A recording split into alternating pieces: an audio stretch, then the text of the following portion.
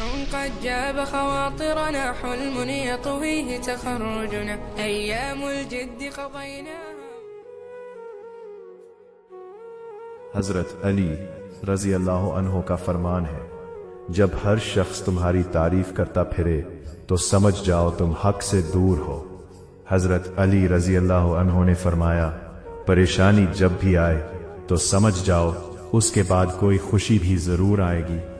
حضرت علی رضی اللہ عنہ نے فرمایا، وہ شخص غریب نہیں جس کے پاس پیسہ نہیں، بلکہ وہ شخص غریب ہے جس کے پاس اللہ نہیں۔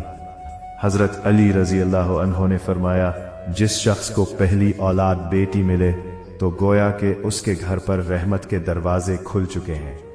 جس شخص کے اوپر مصائب کے ڈھیر لگے ہوئے ہوں تو وہ شخص نماز کی طرف متوجہ ہو جائے، ساری پریشانیاں ختم ہو جائیں گی۔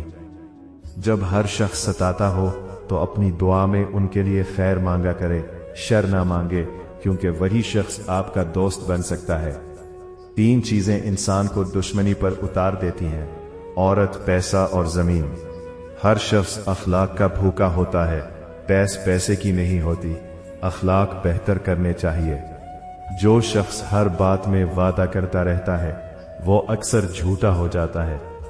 حضرت علی رضی اللہ عنہ نے فرمایا کہ اگر جوانی میں پریشانیاں آئیں تو ناراض نہیں ہونا چاہیے بلکہ خوش ہونا چاہیے، کیونکہ جوانی میں پریشانیاں بڑھاپے میں خوشیوں کا باعث بنتی ہیں۔